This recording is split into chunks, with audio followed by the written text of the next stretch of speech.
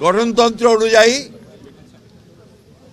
দলের ভারপ্রাপ্ত চেয়ারম্যান জনাব তারেক রহমান চেয়ারম্যানের দায়িত্ব গ্রহণ করায় সন্তোষ প্রকাশ করেছে। বিএনপির বর্তমান ভারপ্রাপ্ত চেয়ারম্যান তারেক রহমান দলের চেয়ারম্যান হিসেবে পূর্ণ দায়িত্ব গ্রহণ করেছেন। শুক্রবার রাতে রাজধানীর গুলশানে বিএনপির কার্যালয়ে দলের জাতীয় স্থায়ী কমিটির বৈঠকে গঠনতন্ত্র অনুযায়ী তাকে এই পদে আসীন করার সিদ্ধান্ত নেওয়া হয়। দলের গঠনতন্ত্র অনুযায়ী এই দায়িত্ব গ্রহণ করায় বিএনপির স্থায়ী কমিটির সদস্যরা সন্তুষ্টি প্রকাশ করেছেন।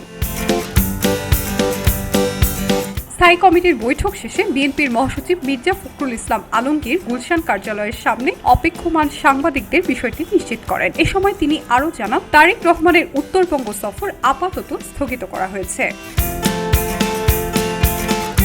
তারেক রহমানের সভাপতিত্বে অনুষ্ঠিত ওই বৈঠকে আরও উপস্থিত ছিলেন বিএনপির স্থায়ী কমিটির সদস্য ডক্টর খন্দকার মোশাররফ হোসেন, মির্জা আব্বাস, গয়েশ্বর চন্দ্র রায়, ডক্টর আব্দুল মঈন খান, নজরুল ইসলাম খান, আমির খসরু মাহমুদ চৌধুরী,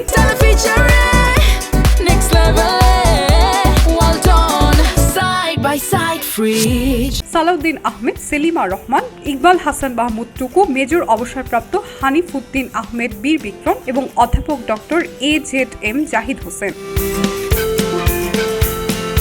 বিএনপির সর্বোচ্চ নীতি নির্ধারণী ফোরাম জাতীয় স্থায়ী কমিটির ওই জরুরি বৈঠকে দেশের সাম্প্রতিক রাজনৈতিক পরিস্থিতি এবং দলের করণীয় নিয়েও বিস্তারিত আলোচনা হয় বলে দলীয় সূত্রে জানা গেছে।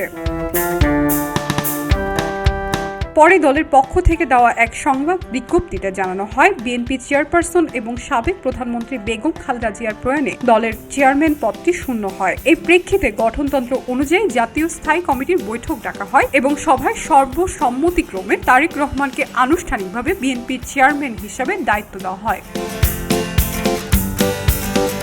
এর মধ্য দিয়ে গঠনতন্ত্রের ধারাবাহিকতা রক্ষা করে বিএনপির নেতৃত্বে এক নতুন অধ্যায় শুরু হলো, যেখানে দলের ভবিষ্যৎ রাজনৈতিক দিক নির্দেশনা নির্ধারণে কেন্দ্রীয় ভূমিকায় থাকবেন তারেক রহমান। এলো খবরের কাগজ, নিখাদ, নির্ভীক, নিরপেক্ষ।